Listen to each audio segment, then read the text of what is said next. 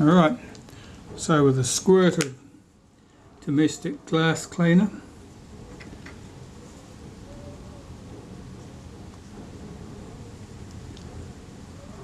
clean this glass.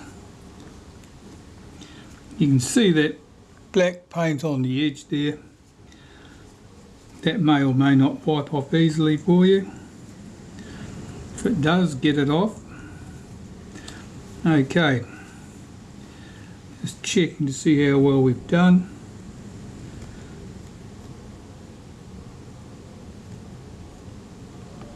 That looks good, I can see through that easily. And cleaning the one in here, I'll just put a drop of glass cleaner on a cotton bud. Clean the outside.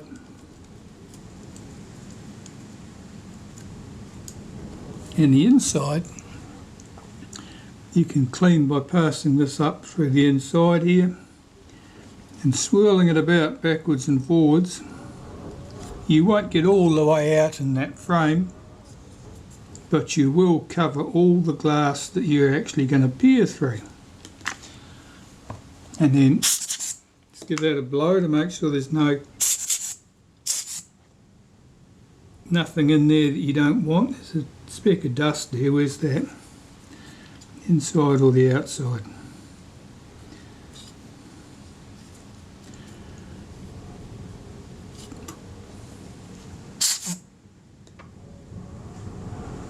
Check that it's clean and there are no smears. And then put our glass back in place. That drops on there, and this is medium awkward to get back in position.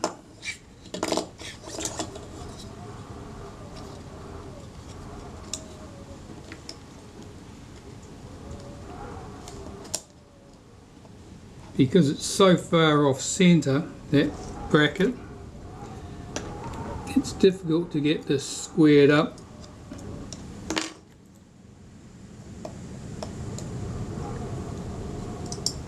Get those two screws running there.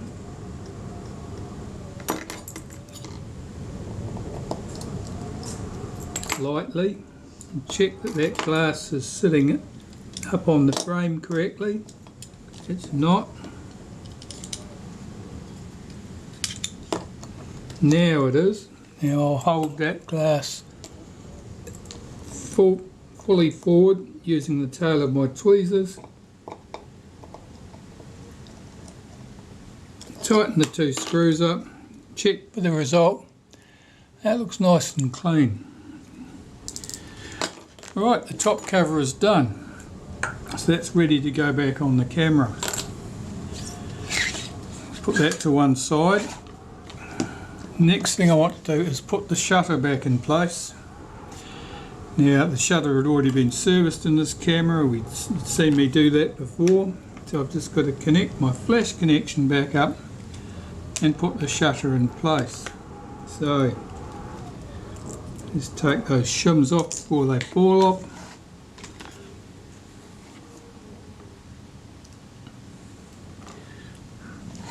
Alright, I've got my wire, the little plastic connector. Let's get the wire fed into there. It went suspiciously easily. Tighten the screw up.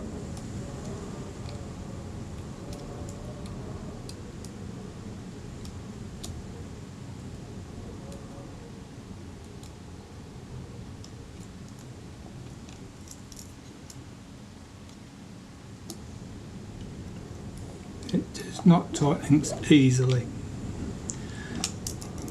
See if I can support that a bit. No, my screwdriver's just not doing anything useful there. That screw's a bit mutilated looking.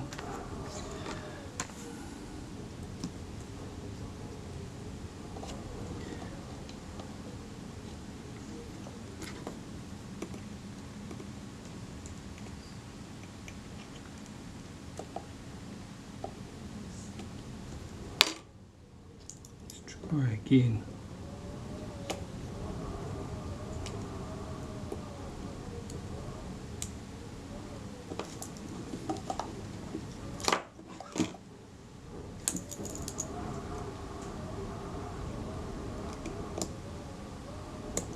Oh yes, a better screwdriver helped. That's connected. Okay. My shims.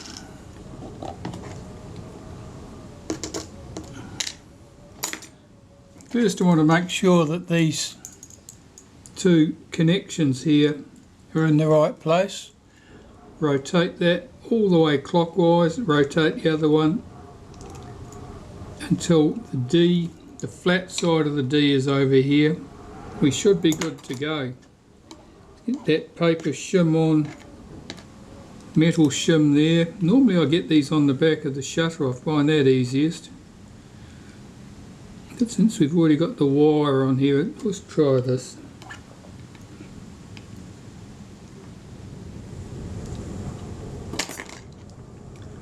Oh, the flash connection's just disconnected, so I'm going to have another go at that. I thought that was tight. Clearly I thought wrong.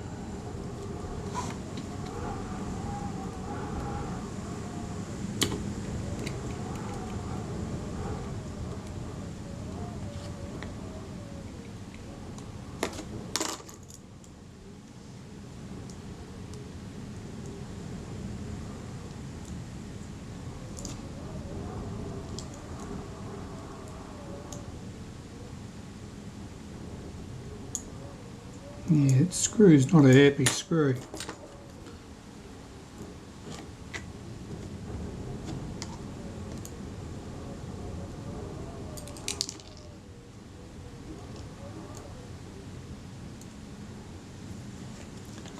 These are always a little bit awkward. Sometimes more than just a little bit.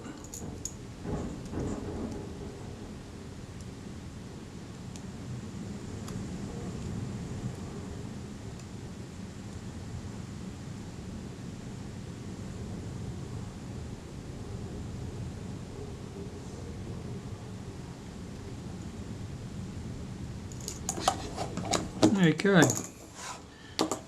back where we were.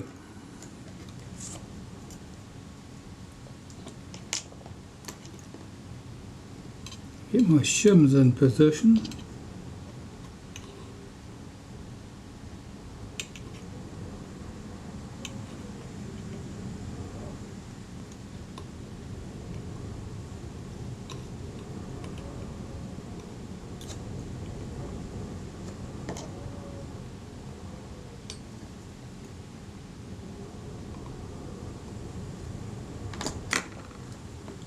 And see if this will lower into place.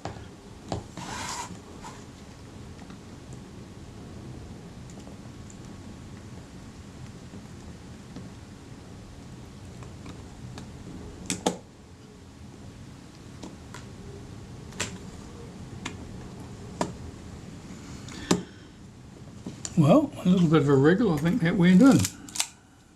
Let's see if the shutter will fire. I'll just put the shutter release shaft back in place. I haven't got the spring on this yet. I'll put that in late in the piece because I don't want to lose it down in the body.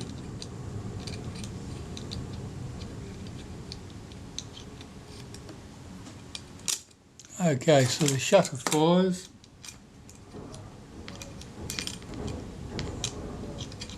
And we know it cocks.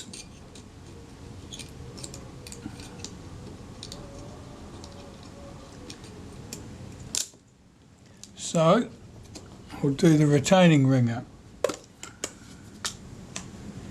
I'm just supporting the shutter from the front with my fingers there to make sure it doesn't get dislodged. Drop my retaining ring in and take my retaining ring spanner, wrench,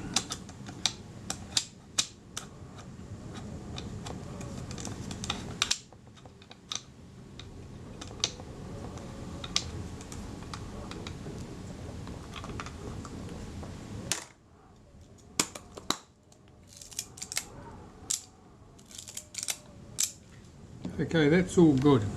So what I want to do now is check that the synchronization between the release of the film advance and the release of the shutter is good.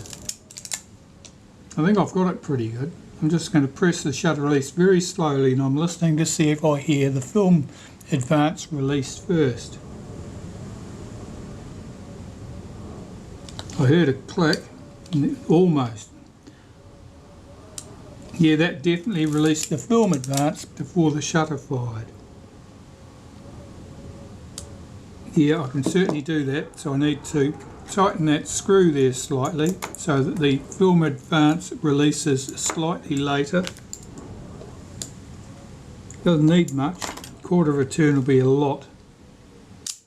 Let's try it, see if I can do this very slowly. That was the film advance releasing before the shutter had fired, so I can tighten that screw down a little bit more.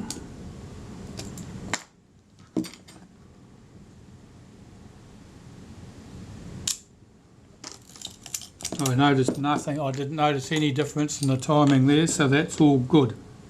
At the top of the camera here, I'm going to put a little bit of synthetic grease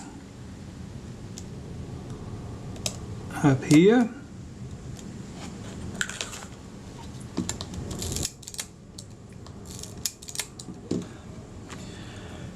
And the shutter release and stuff can go in, and then we can put the top cover on.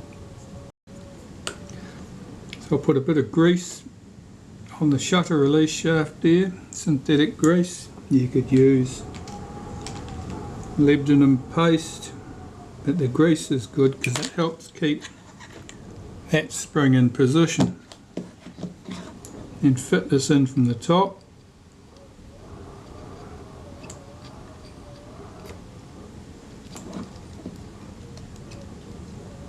Feeling for that the hole.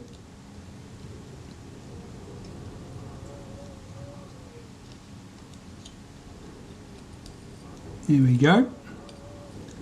That's turned round that way. That little cutout sits over the screw. Let's flip this round so I've got it where I want it.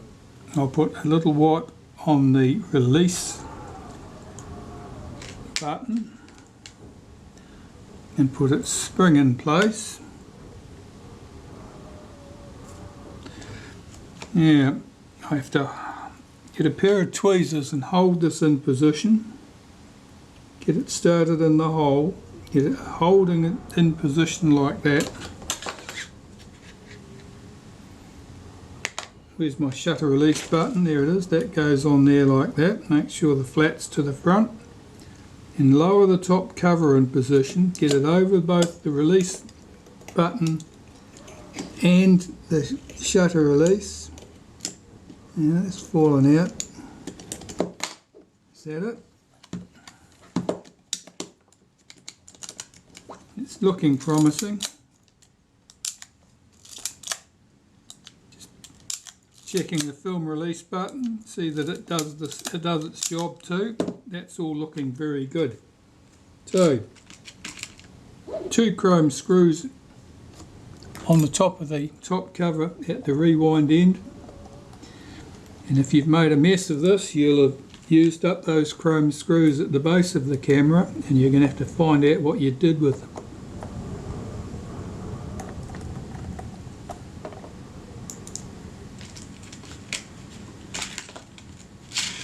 One screw at the end of the top cover here. Again, it's chrome plated. It's the only one that really looks like that.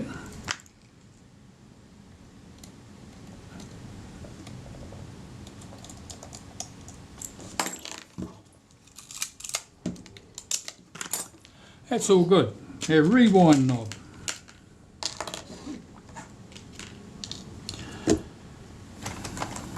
Spanner for that. I've got that tool, that'll do nicely. So, a wipe of synthetic grease or whatever else you've got on that wavy washer. I'll get that seated over the top of that piece. Drop that piece over the top. Get the screw ready and run that in there.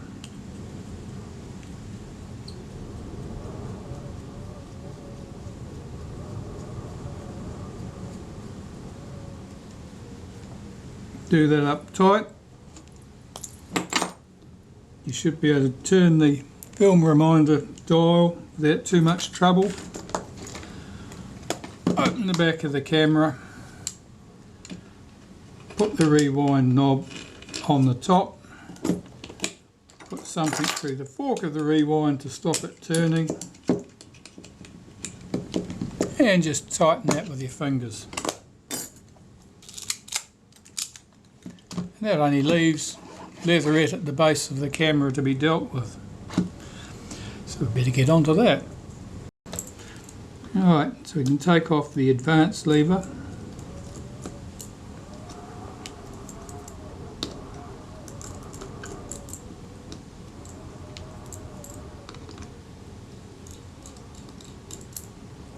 Try not to disturb the film advance at this stage, otherwise you'll end up having to muck around to try and get things back where they should be. Let's prop this up on something.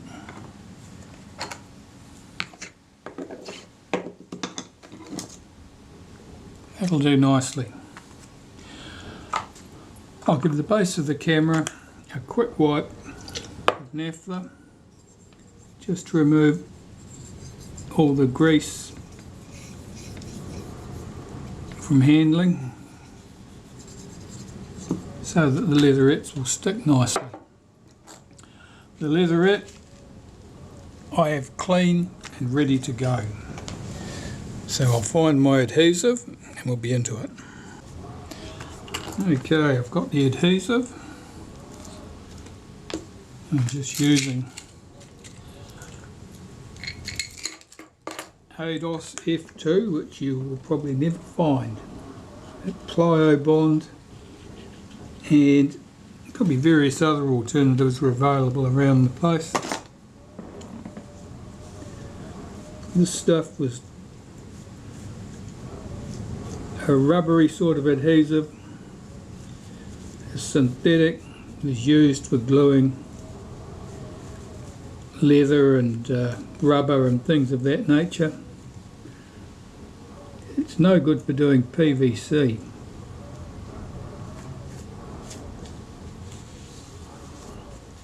Okay, so I'm just wiping all the excess off that. I think I've got an even coating.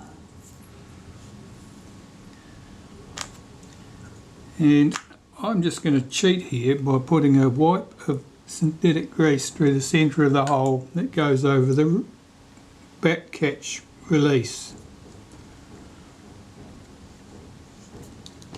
because otherwise that button sometimes sticks to the leatherette and that creates a nuisance. Okay, that's all looking good, so I'll just settle that leatherette, make sure it's pressed down, particularly round raised bosses like this and round here. Leatherettes tend to shrink over time and they do not fit neatly around places like that unless they're encouraged to do so. That looks good. I'll just rub away this excess adhesive. Before it cures, it's easy to rub it away. Okay, that's looking good. And I'll get this advance lever back in place. Hopefully I haven't disturbed anything. It's looking very promising.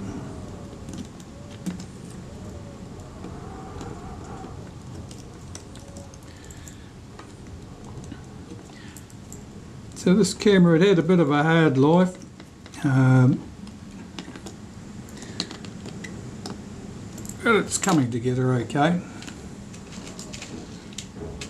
The leatherette patch for the advance. Let's see if I can pick this up.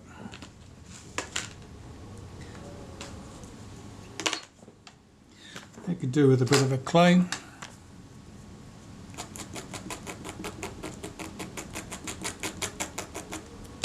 Be cautious scraping the back of something like this. The leatherette can be quite fragile and come to bits on you if you're not careful. I'll give this a wipe with some naphtha to remove any loose dust off there and get rid of any grease. And a little touch of adhesive.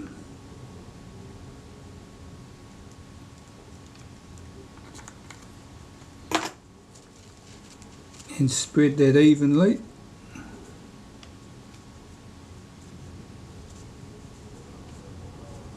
Right to the edges. Leatherette is always going to peel from the edges. Stuff doesn't peel from the centre. Get this in place. Get the pattern of the leatherette lined up somewhat in line with what was there originally. And that's that. And that only leaves the cover for the back catch and the tripod surround. Got these bits here so you can just see them.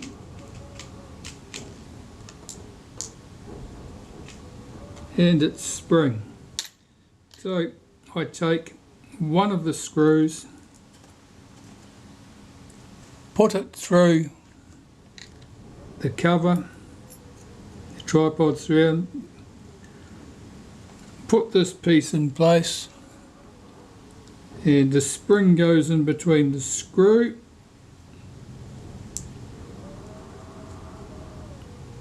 and the moving cover, and it should all hold together like that while you carefully swing it into place and run that screw down lightly. If you have any reason to suspect that the spring shifted while you were doing that, don't tighten the screw, just take the thing back off and have another go. If you tighten the screw down and the spring is not in the right place, you'll mutilate the spring and it will never work. Right, so both screws are in, both screws are tight. Checking the leatherette patch is looking good there. Oh, could have done a better job of lining up that leatherette patch. Apart from that, we've got a working camera, all back together, nice and smooth. The advance isn't sticking or anything. Shutter fires. We know the lens is focused because we've done that earlier in the piece when I was servicing the shutter. So that's it for the camera. And what was oh, I've just forgotten something. I've got to get that top cover off. I can see something sitting there waiting for me that I want to put back. Let's take that rewind off.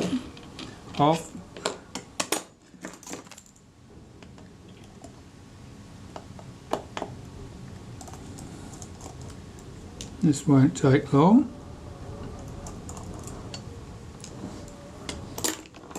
There was a screw that I'd removed, which only exists on this model, I think. Let's take that out of the way. Right.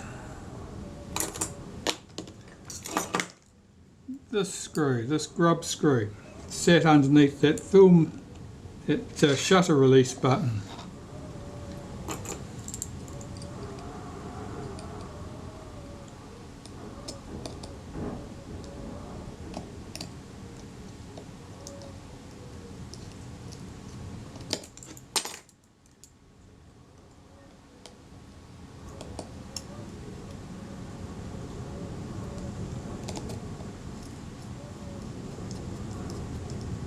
That's it. And that was to stop you depressing the shutter release too far, presumably. Potentially, I'm not sure what the problem with that would be. Possibly because it would affect the shutter. Perhaps you might bend the lever in the shutter if you were to do that. And that prevents you from doing so. Okay, that's good. I'll get the screws back in place.